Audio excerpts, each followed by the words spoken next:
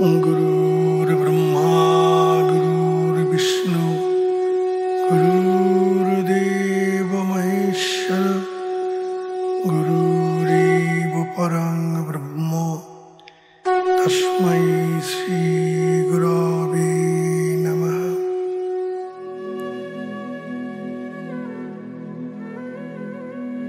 जय गुरु जय गुरु।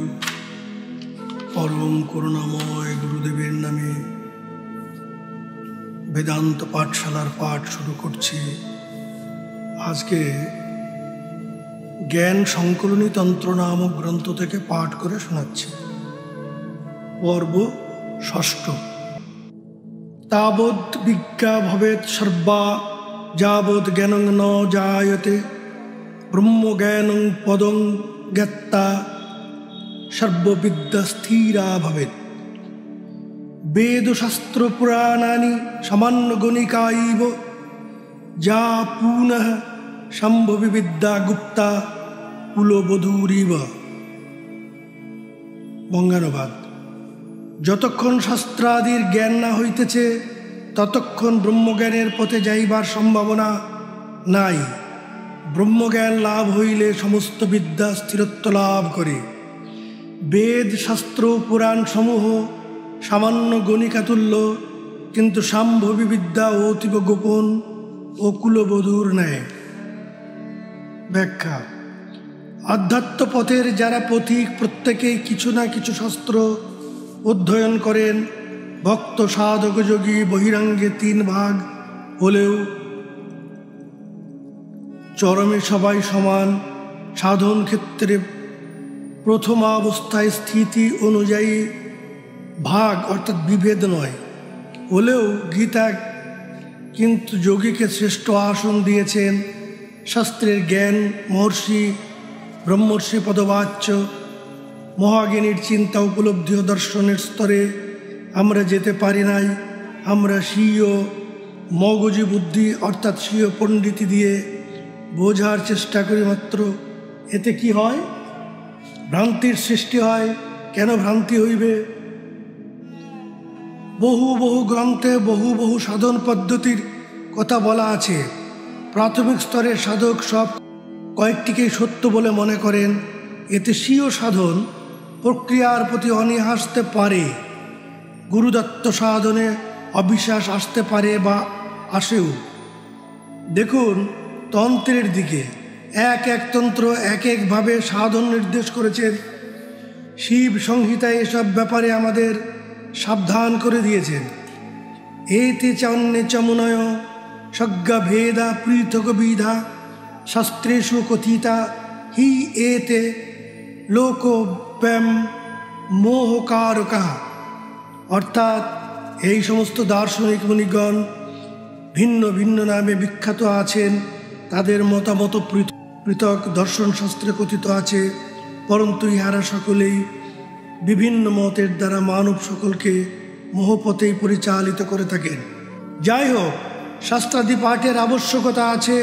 পথের বিবরণ ওতে পাওয়া যায় গুরু সান্নিধ্যে, এবং গুরুর নিকট তার মর্মার্থ জানতে হয় এবং জ্ঞানের দ্বারা শাস্ত্রবাক্য উপলব্ধিতে আসে। প্রাচীন আর্য সমাজে দ্বাদশ বর্ষব্যাপী ব্রহ্মচর্য ব্যবস্থা পাঠ শাস্ত্রপাঠ ইদানিং হরিদ্বারে গুরুকুল আশ্রমে তারকেশ্বর শঙ্কর আশ্রমে বিভিন্ন শঙ্কর মঠের ব্রহ্মচারীগণ রামকৃষ্ণ মিশনের ব্রহ্মচারীগণ সবারই এই শাস্ত্র পাঠের কোর্স শেষ করতে হয়। যতদিন চতুর্দশ শাস্ত্র পাঠ শেষ না হয় ততদিন তার ব্রহ্মবিদ্যার অধিকার হয় না। আমাদের সমাজে আর এক শ্রেণী আছেন যাদের বলা হয় তার্কিক। এরা বহু শাস্ত্র পাঠ করে নিজেদের মতো বোঝেন এবং সাধক বা যোগীর অথবা অন্য কারোর সাথে যুক্তিতর্কের অবতারণা করে স্বীয় পাণ্ডিত্য প্রকাশ করতে অত্যন্ত ব্যস্ত হন। এদের কোনো কালেই অসীম অনন্তের জ্ঞান হয় না। স্বীয় অহংকারে জন্ম মৃত্যুর আবর্তে ঘুরতে থাকে। ওরা যাকে জ্ঞান বলেন যোগীর বিচারে সেটি অজ্ঞানতার নামান্তর মাত্র। যোগী যাকে জ্ঞান বলেন সেটি ব্রহ্মজ্ঞানের বা পরাজ্ঞান। এ পথ সম্পূর্ণ ভিন্ন। সাধন দ্বারা শাস্ত্রবাক্যের পোটেন্সিয়াল ক্লাস করতে হয় এবং ল্যাবরেটরিতে শাস্ত্রবাক্যের সত্যতা উপলব্ধি হয়ে এবং চরমে সত্যকে জানতে পারে বা আত্মায় স্থিতি হয়। যদি আপনি পুনর্জন্ম বিশ্বাস করেন তবে বলা যায় শাস্ত্রজ্ঞান পরজন্মে প্রতিভাত জ্ঞান নিয়েই আপনার জন্ম হবে এবং পূর্বোক্ত প্রাতিভ জ্ঞানের বীজ মহিরূপে পরিণত হবে। দেখবেন শাস্ত্রবাক্য সবই আপনার বোধগম্য হচ্ছে। আপনার সাধনা কিন্তু এক জন্মেই শেষ হয় না। বাহ্যত দেখি বামাক্ষেপা, রামপ্রসাদ, নিগমানন্দ, কমলাকান্ত ইত্যাদি মহাত্মাগণ এক জন্মেই সিদ্ধি লাভ করেছেন তা নয়। এই চরমে পৌঁছানোর পূর্বে বহু বহু জন্ম ওদের আসতে হয়েছে। এই জন্মে যেখানে শেষ হবে পরজন্মে সেখানে থেকেই শুরু হবে। গীতা কি বলেছেন? শুচিনাং শ্রীমতাঙ্গে যোগভ্রষ্ট বিজায়তে, অর্থাৎ আপনার যে ঘরে জন্ম নেওয়া প্রয়োজন সেই ঘরেই পরমেশ্বর আপনাকে পাঠিয়ে সাধনার বাকি কাজটুকু করিয়ে নেবেন। এটা তার ডিউটি। সুতরাং চিন্তা কি? চরম সত্য সবাই একদিন পৌঁছবেন। শাস্ত্রবিধি অনুযায়ী ক্রিয়াদি করলে কিছু শক্তি বিভূতি লাভ হয়। তন্ত্রের দুইটি দিক আছে, প্রবৃত্তির পথ ও নিবৃত্তির পথ। প্রথমোক্ত পথে খ্যাতি ও প্রচুর পয়সা উপার্জন করা যায় বটে, কিন্তু এর দ্বারা সাধন ভ্রষ্ট হয়ে অনেক জন্ম পেছনে চলে যেতে হয়। কিন্তু প্রয়োগবিধি জেনেও যে নিরাসক্তভাবে অবস্থান করেন এবং কি বাড়ির লোককেও জানতে পারেন না, তারা নিবৃত্তি পক্ষের সাধক। আপনাকে যেতে হবে অনেক দূরে, সপ্তলোক অতিক্রম করতে হবে। দিল্লি যাওয়ার পথে যদি প্রতি স্টেশনে নেমে সাপ খেলা, ম্যাজিক খেলা দেখতে থাকেন তবে গন্তব্যস্থলে পৌঁছতে 3 মাস সময় লাগবে। যার রোগ আছে সে কোনো স্টেশনেই নামবে না। প্রকৃতি আপনার জন্য মনোহরণকারী সম্ভার সাজিয়ে রেখেছে। যদি একবার কোনো বিভূতিতে মন আটকে যায় 2-1 জন্ম পিছিয়ে গেলেন। সুতরাং সাধু সাবধান। প্রতি চক্রে চক্রে ওঠার সময় বহু দেবদেবী বিভূতি সম্ভার নিয়ে বসে আছেন দলে টানবার জন্যে। যোগীরাজের সাবধান বাণী, কোনো কোনো চক্রে যা হচ্ছে হোক, তুমি ফিরেও তাকাবে না। শাস্ত্র পাঠে কেমন ভ্রান্তি আসে 2-1টি প্রসঙ্গের অবতারণা করা যাক। পিত্তা পিত্তা পুনঃ পিত্তা পতি পততি ধরণী তলে উত্থায় চ পুনঃপুত্তা পুনর্জন্ম ন বিদ্যতে। তন্ত্রের কারণ গ্রহণ সম্পর্কে সদাশিব বলেছেন, পুনঃ পুনঃ কারণ পান করে নিশার ঘোরে মাটিতে পড়ে যাও, তবুও উঠে আবার পান করো, এর দ্বারা পুনরায় জন্ম হবে না। এইভাবে সারাদিন মদ খেলে আপনার মুক্তি হবে কি? তাহলে সব মাতালি মুক্তি পেত। প্রকৃত অর্থ কি? কুলকুণ্ডলিনী যখন ওঠেন তখন 1, 2, 2, 4 গতি অর্থাৎ সত্য 1, ত্রেতা 3, দাপর 2, কলি 4।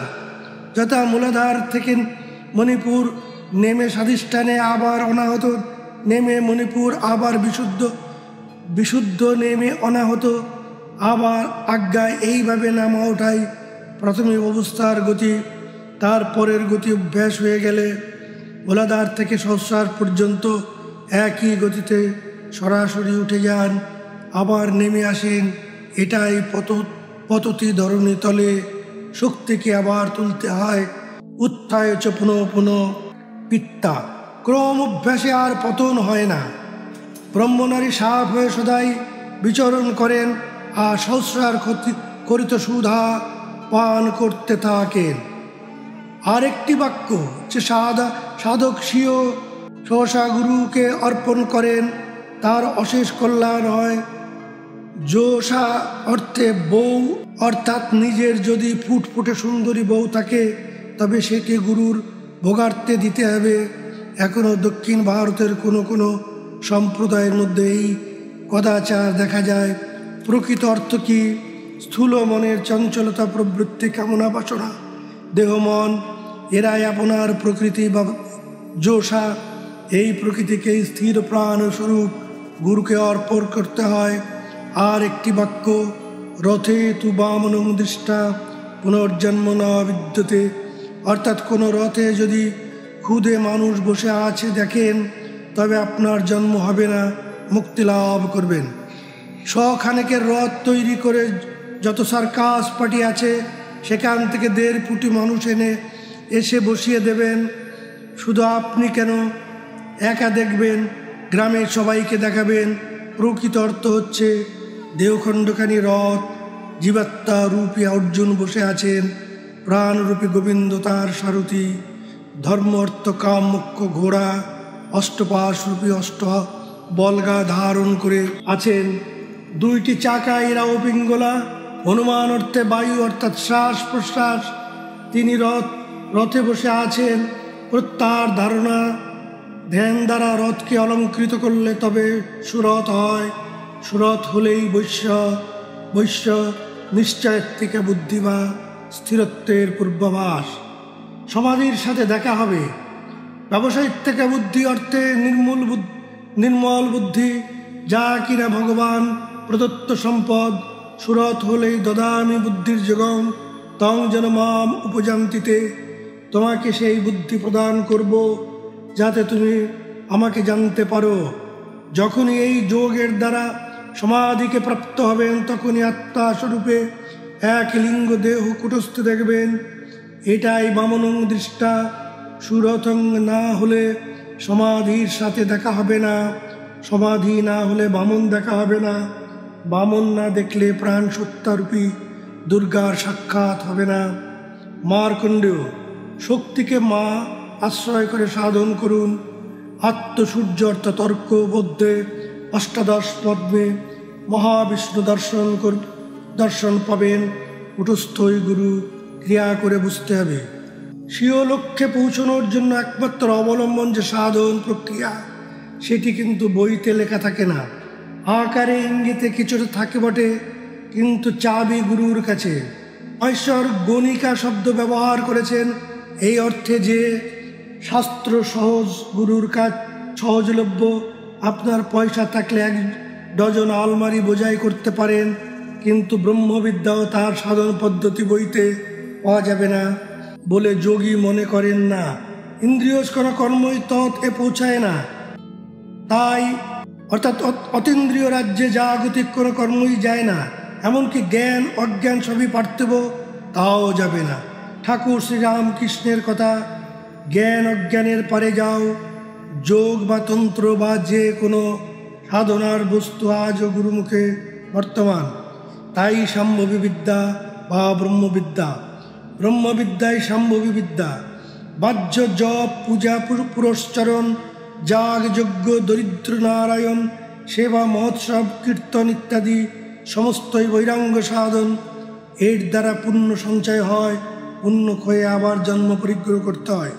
কিন্তু গীতার মতে মাম উপেত্তুতু কন্তেয় পুনর্জন্ম ন বিদ্যতে, এটা সাধন পথ ভিন্ন। যদি কেউ ভাগ্য বলে সম্ভবী বিদ্যা লাভ করতে পারেন এবং গুরুবাক্য ধরে সাধনা করতে পারেন, তবে সমস্ত বাহ্য বিদ্যা স্থিরীকৃত হয়ে ব্রহ্মজ্ঞানের পথে ক্রমে অগ্রসর হতে পারা যায়। নিজে মুক্ত বা জীবন মুক্ত না হলে অন্যকে বীজ মুক্তির পথে দেখানো যায় না। সাম্ভবী বিদ্যা দ্বারা সদ্গুরু আপনার তৃতীয় নয়ন উন্মুক্ত করে দিয়ে জ্যোতি দর্শন করিয়ে দেখেন বলেন, ওই তোমার বাড়ি, যেখান থেকে এসেছো ওইখানেই ফিরে যাবে, এই পথ দিয়ে যাও। যেতে হবে ভাই ভগবান, আপনাকে গুরু কাঁধে করে নিয়ে যাবেন না। সাম্ভবী বিদ্যা কোনো শাস্ত্রে লেখা থাকে না, এই গ্রন্থেও নেই। তবে পথের নিশানা, বিবরণ, ঠিকানা সবই দেওয়া আছে। তাই জ্ঞান সংকলনী তন্ত্রও ব্রহ্মবিদ্যা। সাধনার স্থিতি অনুযায়ী অনেকেই দেব দেবী দর্শন করেন, এটা হয়ও, কিন্তু সৎস্বরূপে স্থিতি বা গীতার মতে ব্রাহ্মী স্থিতি যাকে বলা হয়েছে, সেই দেবদেবীর স্তরের অনেক ঊর্ধ্বে। দেবদেবীর মধ্যে 10 মহাবিদ্যাকে বলা হচ্ছে না। দেবদেবীগণ মূলাধার থেকে কণ্ঠ পর্যন্ত, তার উপরে নেই। যদিও দেবতারা সবাই ব্রহ্মেরই স্বরূপ, তবুও কর্মানুযায়ী তাদের বিভিন্ন কাজের দায়িত্ব দেওয়া হয়েছে। আপনি একদিন দেবতা হবেন। যোগীর দর্শনে আসে প্রতিটি স্তরের দেব দেবীগণ যোগীর চলার পথে হাত জোর করে দাঁড়িয়ে আছেন। আপনি কূটে দৃষ্টি নিবদ্ধ করে এগিয়ে যান, কেউ বিরক্ত করবে না। কিন্তু যদি কারো থেকে দৃষ্টি দিয়ে অপেক্ষা করেন, ব্যাস, তিনি আপনাকে কিছুদিন ধরে তার বিভূতির জালে আটকে দেবেন। অবশ্যই এরা পরে আপনার সহায়ক হবেন। বাহ্য সাধনা ও অন্তর সাধনা বোঝানোর জন্যই মহেশ্বর গণিকা ও কুলবধূর উপমা দিয়েছেন। সাম্ভবী বিদ্যার সাধনা সামান্য করলে জীবের যে মহাভয়, মৃত্যু ভয়, সেটিও আর ততটা প্রবল থাকে না। স্বল্পমস্য ধর্মস্য ত্রায়তে মহত ভয়াত গীতা। আমরা যদি জানি জীবন কি, জন্ম কি, মৃত্যু কি, পরকাল কি, কোথা থেকে আসি কোথা ফিরে যাই, তবে মৃত্যুর জন্য যা জীবের অবধারিত গতি, তার ভয় থাকে না। স্থির প্রাণেই ব্রহ্ম উপলব্ধি হয়, চঞ্চল ক্ষেপ চিত্তের বিক্ষেপ দেখা যায়। প্রাণকে স্থির করলেই সমস্ত বিদ্যা স্থির হয়। যে পর্যন্ত প্রাণের স্থিরত্ব না আসে, যে পর্যন্ত হৃদয়ে ব্রহ্মজ্ঞানের অধ্যাত্ম বিদ্যার উপলব্ধি না হয়, সে পর্যন্ত কাউকে জ্ঞানী বলা যায় না, পণ্ডিত বলা যায়। চতুর্দশ বিদ্যার মাধ্যমে ক্রম সাধনার বিভিন্ন স্তর পার হয়ে এসে আপনি সদ্গুরু পাবেন। তিনি সাম্ভবী বিদ্যা দান করে আপনার জীবন মোচন করবেন। প্রাণযজ্ঞই প্রাণকে স্থির করে। প্রাণ স্থির হলেই মনকে বসে আনা যায়।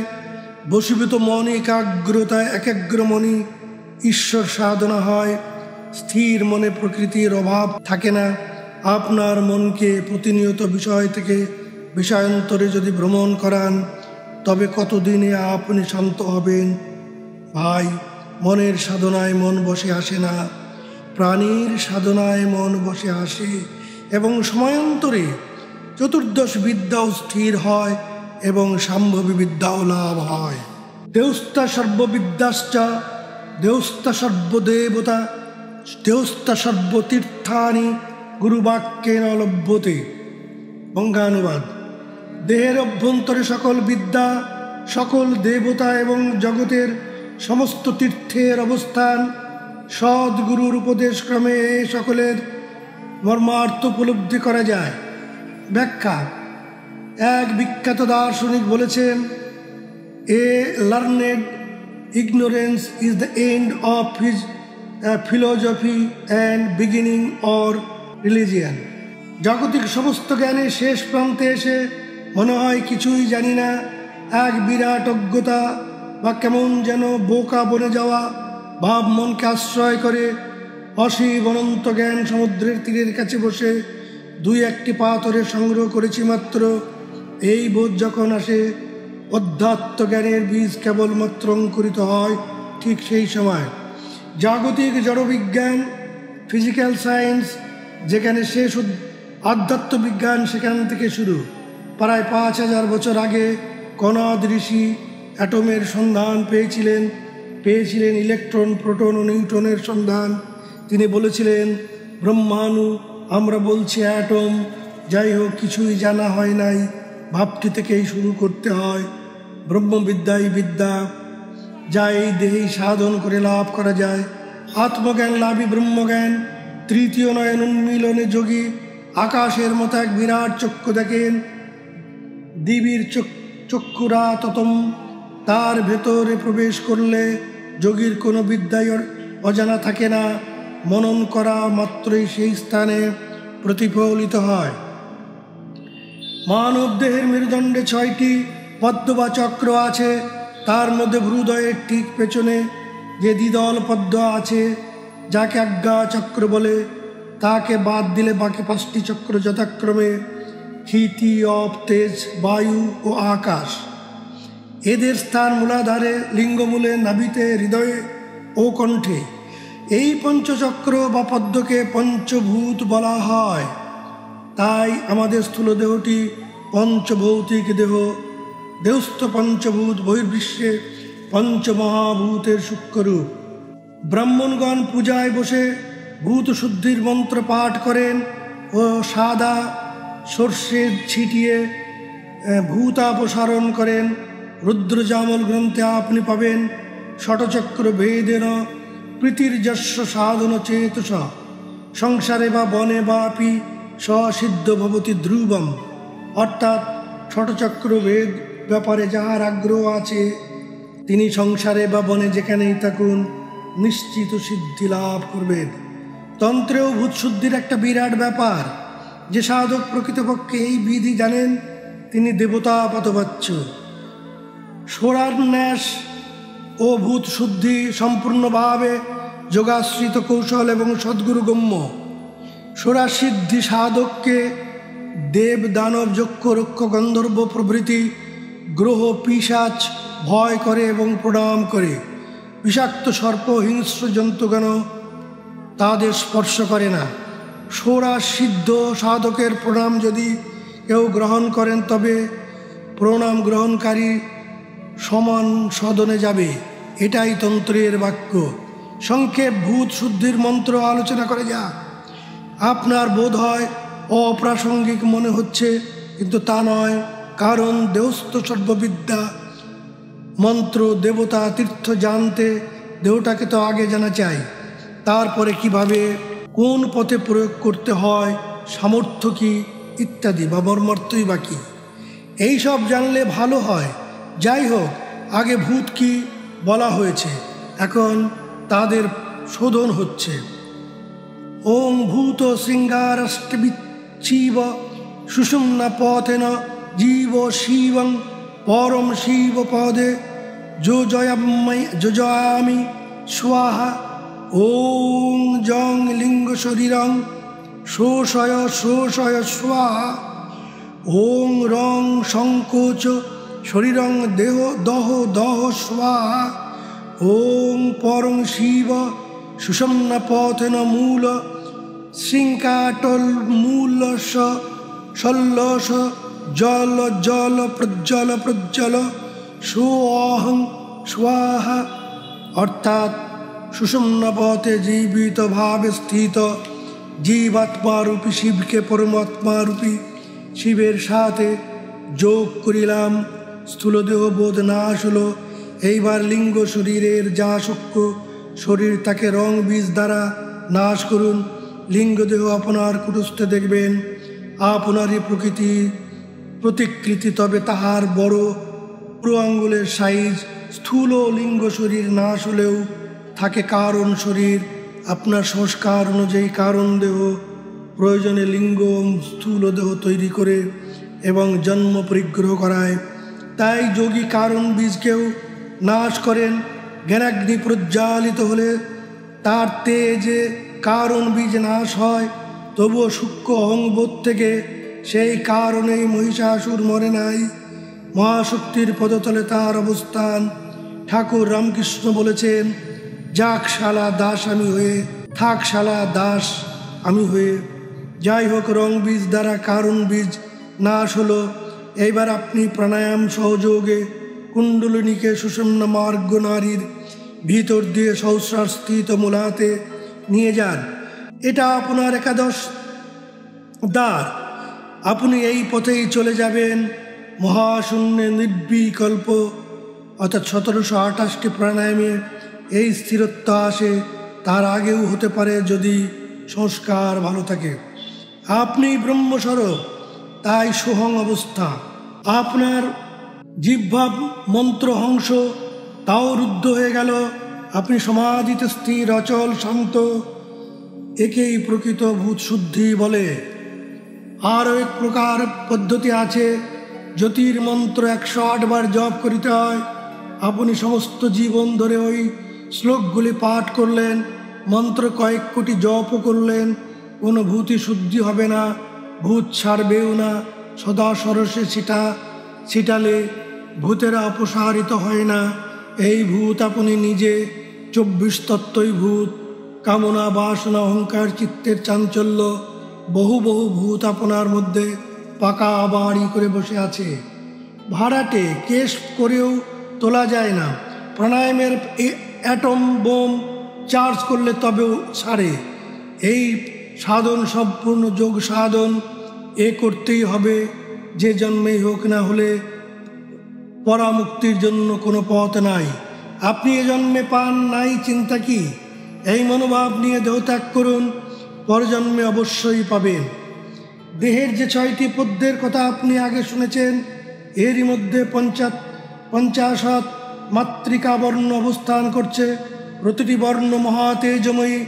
এখন ভোল্টেজ কম, প্রাণায়ামরূপী স্টেবিলাইজার লাগান, দেখবেন দারুণ জ্যোতি বেরোচ্ছে। এরাই মা কালীর গলার মুন্ডমালা। 50টি গলায়, হাতে একটি অন্তর্মাত্রিকা। ন্যাসের সময় একটি অধিক থাকে। দেখুন তো, মা কালী তো আপনি নিজে, আপনি আপনাকে জানেন না বলেই অজ্ঞানতার অন্ধকারে আছেন। অন্ধকারী কালো রূপ, জানি না তাই কালো। যখন দেখবেন আপনার কুটস্থ জ্যোতির মধ্যে মা এসে দাঁড়ালেন, 2 হাত, বেনারসি পরা, সারা গায়ে অলঙ্কার, কি জ্যোতি, কি রূপ, কি মিষ্টি মধুর হাস্যে আপনার সারা প্রাণ ভরিয়ে দেবেন। তিনি অনেক কিছু দিতে চাইবেন, খবরদার কিছু চাইবে না।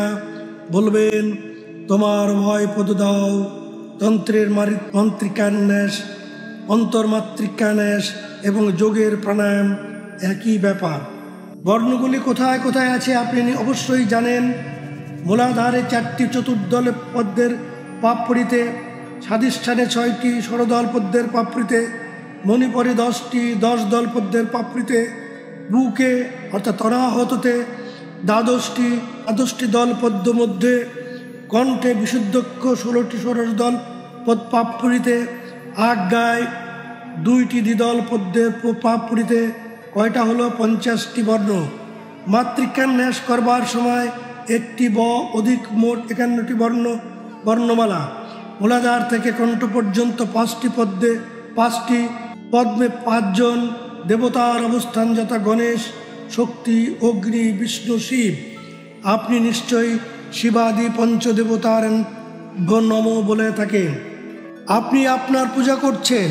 আবার দেখুন, ত্রিপুর সুন্দরী দেবী, যাকে ষোড়শী বিদ্যা বলি, তার বেদির নিচে 5 জন দেবতা বসে আছেন।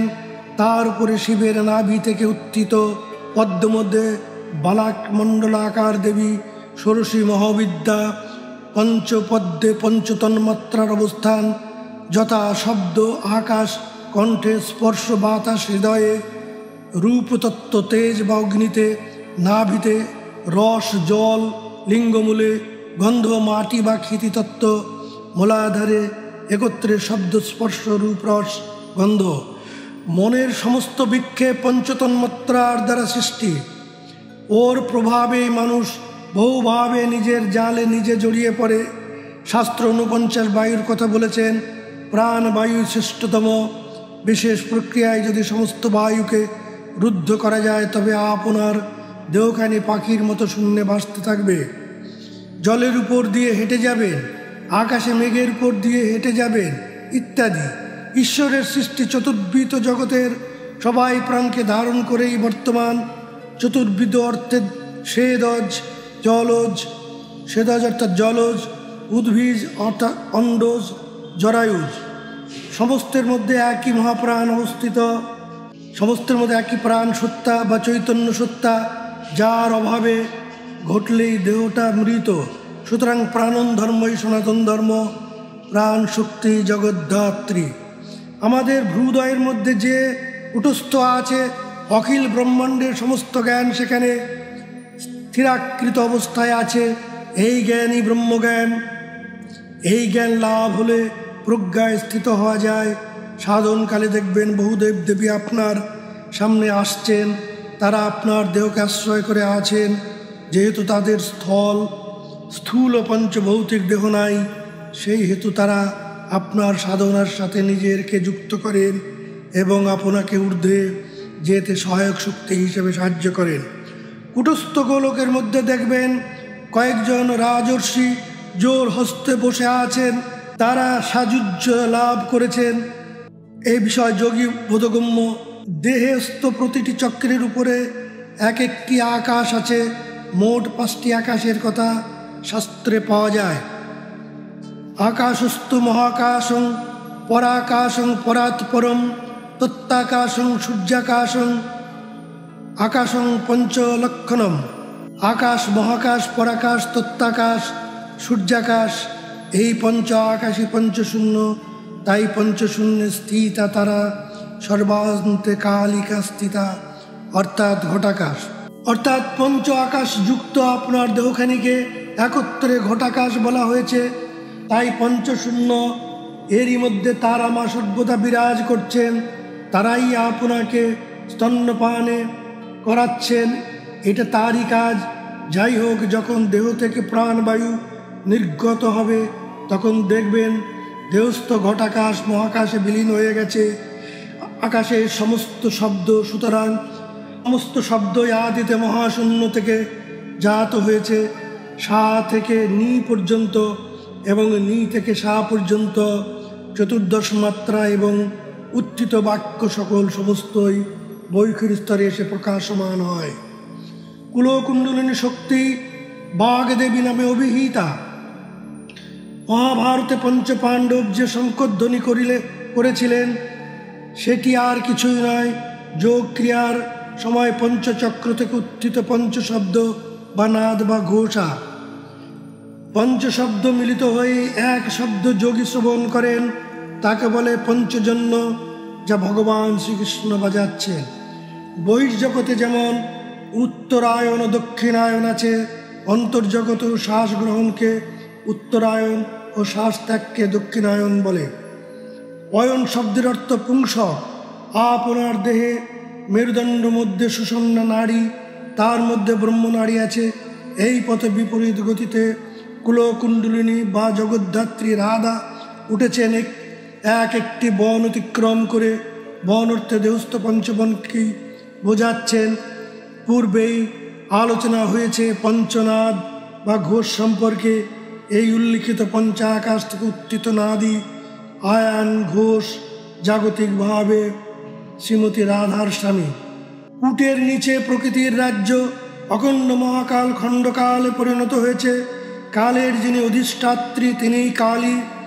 এই খণ্ডকাল জীব দেহে শ্বাস প্রশ্বাস রূপে প্রবাহিত হচ্ছে। খণ্ডকালকে ধরেই প্রাণায়ামের মাধ্যমে কালাতীতভাবে অবস্থান করায় আয়ান ঘোষের কালী সাধনা। আয়ান ঘোষের জীবের জীবত্ব অর্থাৎ শ্বাস জটিলতা কুটিলতা রূপে হীরা পিঙ্গলা দিয়ে প্রবাহিত হচ্ছে। মা যে সুষুম্না রূপী শ্রীমতী, যার গমন পথ সুষুম্নার অন্তর্গত ব্রহ্মনারী। পঞ্চ আকাশের পরে মহাকাশ, এখানে স্থির প্রাণরূপী পরব্রহ্ম মহাদেবের স্থান। দিব্য শব্দে মহাকাশ, মহাদেব শব্দের অর্থ মহাকাশ। মহাদেবের চিত শক্তি রূপিণী মহাকালী ব্রহ্মের শক্তি প্রলীন অবস্থায় বর্তমান। তাই শাস্ত্রে বলেছে সর্বান্তে কালিকা স্থিতা। যোগী যেখানে গিয়ে দেখেন এক মহাজ্যোতির্মণ্ডল, এই জ্যোতি দিয়েই সমগ্র আকাশ সৃষ্টি। বিগলিত ধারায় যোগীকে স্নান করায়। কেমন? ইলশে গুড়ি বৃষ্টির মতো তুষার পড়লে যেমন হয়, তেমনভাবে জ্যোতিকরিত হয়ে সাধককে স্নান করায়। এই স্নানই মুক্ত ত্রিবেণী সঙ্গমে স্নান। আপনার দেহই সমস্ত বিদ্যা, সমস্ত দেবতা অবস্থান। যোগ সাধনের ফলে জানা যায় ভগবানের ভাগবতের প্রতি উপখ্যানে পেছনে তার যৌগিক ব্যাখ্যা লুকিয়ে আছে। গীতার সাধনা করিয়া শেষ ভাগবতে করহ প্রবেশ, অর্থাৎ যোগী না হলে ভাগবত তত্ত্ব হৃদয়ে অনুরণন সৃষ্টি করার ক্ষেত্রে কিছুটা ফাঁক থেকে যায় বলেই মনে হয়। সদ্গুরুর কৃপায় এসব তত্ত্ব বোঝা যায়, সাধনের দ্বারা প্রত্যক্ষ করা যায়, ক্রিয়া করে বুঝতে হয়। দেহস্থ সর্বতীর্থানি, আপনার দেহি সমস্ত তীর্থ বিরাজ করছে। পুরাণের দক্ষযজ্ঞ কাহিনী আপনি শুনেছেন। আসক্তিপূর্ণ সমস্ত কর্মই দক্ষযজ্ঞ। জাগতিক কর্ম সকল দ্বারা কখনই স্থিরত্বে উপস্থিত হওয়া যায় না। তাই শিব বা মঙ্গল ফলও উৎপাদন করে না। মঙ্গল ফল বলতে প্রাণের স্থির অবস্থায় যেতে সাহায্য করে না। প্রকৃতির পথ ত্যাগ করে যখন আপনি নিবৃত্তির পথে অগ্রসর হতে চলেছেন, প্রকৃতি তখন তার মোহিনী মায়া দ্বারা 10 অধিক আন্দোলিত করে আপনাকে মোহিত করতে চাইবেন সাধারণ বীজ অহংভাবে কৃতকর্ম দ্বারাই বদ্ধ। আপনি জোরের সঙ্গে একাগ্রতা নিষ্ঠা নিয়ে প্রাণায়াম করবেন। আপনার জীব ভাব দক্ষ রূপ মানব দেহের যোগ্য কুণ্ড রূপ কুটস্থিত জ্ঞানাগ্নিতে ভস্মীভূত হবে, অর্থাৎ চঞ্চলতার আত্মাহুতি স্থিরত্বের অগ্নিতে। আমরা বহু অর্থ ব্যয় করে বিভিন্ন তীর্থ পর্যটন করি, অবশ্য এর প্রয়োজন প্রাথমিক অবস্থায় অনস্বীকার্য। যতদিন না সাধন সহায়ে আত্মতীর্থ জানা যাচ্ছে ততদিন বহির্তীর্থ ভ্রমণের প্রয়োজন আছে।